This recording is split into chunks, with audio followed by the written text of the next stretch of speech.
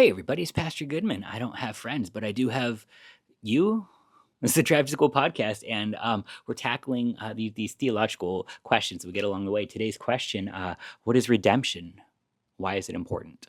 Um, to redeem we talk about Jesus. He is the Redeemer. But it's a worldly word too. To redeem a coupon means to cash it in.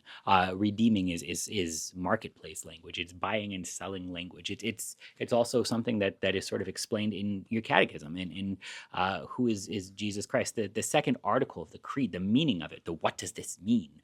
I believe that Jesus Christ, true God, begotten of the Father from eternity, and also true man, born of the Virgin Mary, is my Lord. He has redeemed me, a lost and condemned person, purchased and won me from all sin, death, and the power of the devil, not with gold or silver, but with his holy and precious blood, that I may be his own and live under him in his kingdom, and serve him in everlasting righteousness, innocence, and blessedness, just as he has risen from the dead, and lives and reigns to all eternity. This is most certainly true. You were purchased and won, not with gold or silver, but with the holy and precious blood of Jesus. That's what redemption is. You were bought. What were you bought with? Death of Jesus. So when Jesus is the Redeemer, he is the one who buys you with his blood. He uses his life. He sells his life to buy yours. And there we get to talk about two things that are probably really important here. The first one is value. And then the second one is identity. It's ownership.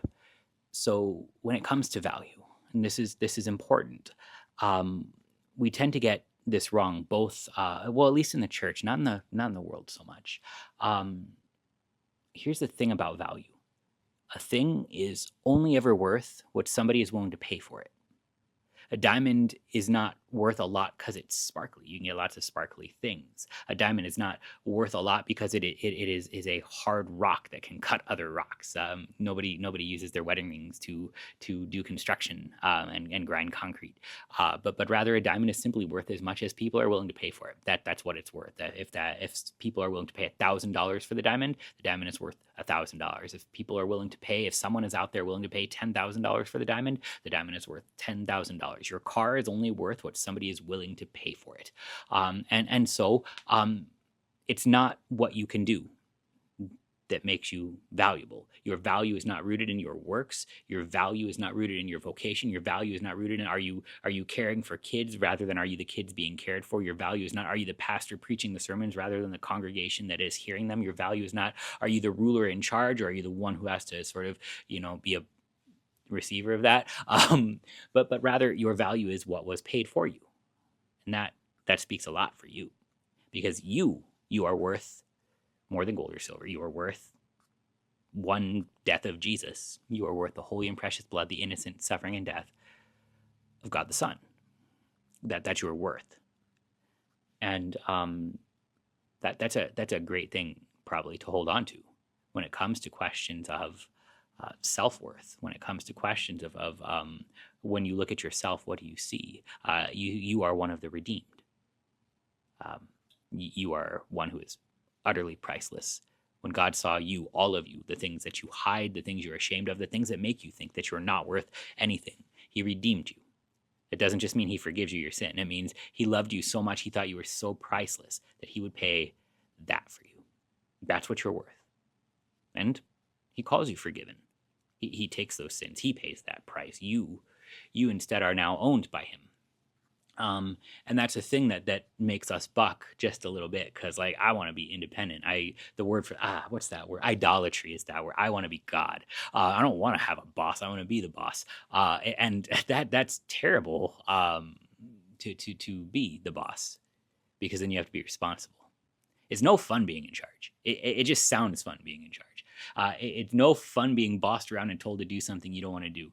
It's also way less fun being responsible for making sure that something is done. I love not being in charge of stuff because I am by nature irresponsible. But you are owned, which means you're not in charge of your salvation. God is. You are owned, which means you don't get to define your identity. God does. And we immediately want to sort of again, be independent. What's the word? Idolatry. We want to be God. We want to be independent. I want to I want to proclaim my own identity to the world.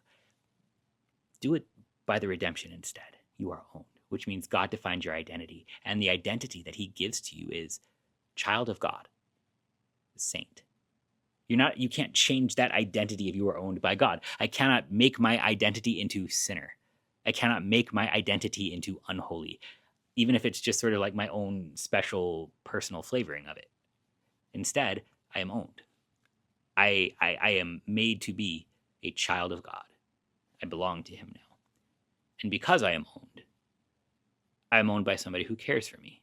Think about it. Like, I fully recognize that I have made some impulse purchases on Amazon here and there and sort of forgotten about them along the way. And every once in a while, like, I'll be digging through a drawer and found a thing that I just cast aside because I didn't really care about it. I impulse buy.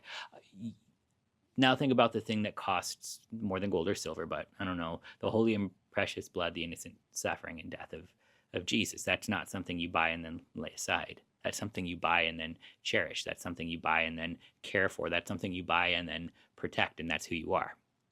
If you were bought by Jesus, you were cared for by Jesus because you were bought with a price. You were bought with an enormous price. And so in this world that is full of suffering, it's easy to sort of think that God has sort of forgotten about us. He's cast us aside. He left his bike in the yard, and now that it rained on the bike and the chain is rusty and everything's falling apart and somebody might take it. No. The God who spent that much on you and has promised never to forget you has not. I don't always agree with how he's doing this thing. I struggle because I don't understand it. And I want to be independent. What's the word I want? Idolatry. I want to be God. That's bad though. I'd rather be redeemed. I would rather be bought with a price that means I don't have to earn my worth here. I'm that worth that much because somebody paid that much for me. And I don't actually want to be in charge because I don't want to be responsible for carving out my identity and maintaining my own identity of holy because I can't. I'm trying. I keep sinning. Lord, have mercy. Instead, I want to be given the identity. I am owned, and he declares me his child, adopted into his family through the waters of my baptism. And that also means it's not my responsibility to take care of myself or to perfectly put myself in a situation I love to be in so that I never suffer. It's rather God's job to take care of me. And the question is measured not by right now, but by all of time. Will you enter the resurrection? If that's the case, then yeah, he's caring for you. This moment can hurt, but it can't divorce you from God. It can't cheapen your worth. It can't change who you are because you are redeemed.